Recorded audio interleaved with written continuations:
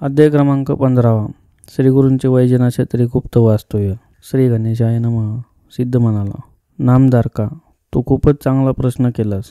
आता मी काय सांगतो ते लक्षपूर्वक ऐक. पूर्वी परशुरामाने समस्त पृथ्वी क्षत्रिय विरहित केली होती. ते ब्राह्मणांना दान देऊन तो पश्चिम समुद्रावर गेला, पण त्यानेही ब्राह्मणांचे समाधान झाले नाही. ते अधिक जमीन मिळावे म्हणून त्याच्यापाशी गेले. त्यांचा लोभ पाहून परशुराम कंटाळला.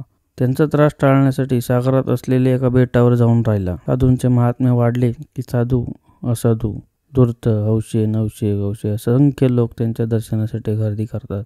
प्रत्येकाची काही ना काही गाऱ्हाणे असते. प्रत्येकाला साधूंच्या कृपेने आपली अडचण दूर व्हावी असे वाटत असते.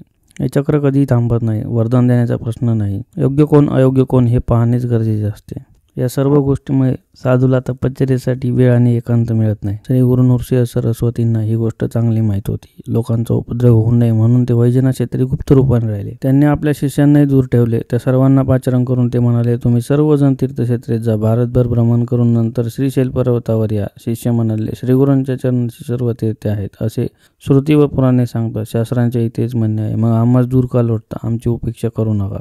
तेव्हा श्री गुरु म्हणाले, तुम्ही संन्यासी आहात हे लक्षात घ्या. संन्याशांनी 5 दिवसांच्या वर एकाच ठिकाणी राहू नये असा संकेत आहे.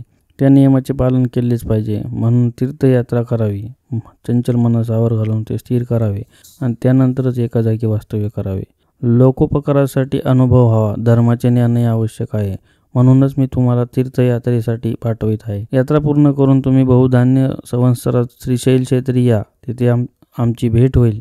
शिष्य म्हणाले, गुरुदेव, तुमची आज्ञा आम्हाला प्रमाण आहे. आता आम्ही कोणकोणत्या तीर्थक्षेत्री जाऊन यावे याविषयी मार्गदर्शन करा. श्री गुरूंनी त्या शिष्यांना प्रथम काशी क्षेत्री जाण्यास सांगितले. तिथून गंगा, यमुना, सरस्वती, करुणा, कुशावर्ती, कृष्णा, वेणी, वितस्ता, शरावती, मरुदुदा, अक्षिणी, मधुमती, सूरनदी, चंद्रभागा, रेवती, शरयू, गौतमी, वेदिका, कौशिका, मंदाकिनी, सहस्रवक्त्रा, पूर्णा, बहुधा, वरुणा, वैरोचनी, सन्निहिता, नर्मदा, गोदावरी, तुंगभद्रा, भीमा, अमरजा, पाताळगंगा, कावेरी, ताम्रपर्णी, कृतमाला, पंचगंगा, मलयप्रभा, श्वेतशृंगी या नद्यांच्या तटाक यात्रा कराव्यात. म्हणजे अनेक तीर्थांचे दर्शन घेता येईल असे सांगितले. नदीमध्ये स्नान करावे. आजूबाजूची ग्रामे व परिसर पाहावा. प्रत्येक ठिकाणी कृच्छ्र व्रत करावे. त्रिवेणी संगमावर स्नान करावे. तप करावे असे सांगितले. कोणत्या दिवसात नद्यांचे पाणी मलिन असते, कोणत्या काळात नदीमध्ये स्नान करू नये, नदी स्नानासाठी योग्य आहे की नाही हे कोणत्या लक्षणे ओळखावे हेही सांगितले.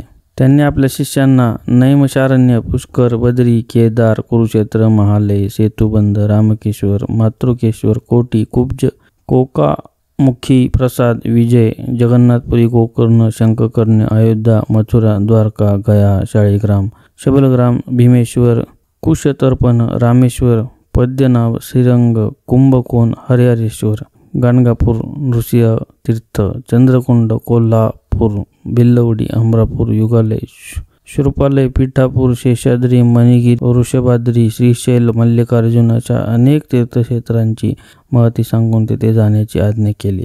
श्रीगुरूंचा निरोप घेऊन शिष्य तीर्थयात्रेसाठी गेले. श्रीगुरूंनी वैजनाथ येथेच गुप्तपणे निवास केला. अशा प्रकारे अध्याय क्रमांक 15 येथे संपतो. पुढील 16व्या अध्यायात आपण गुरुभक्ती, अरुनिवेद आणि उपमन्यू यांच्याबद्दल जाणून घेऊ.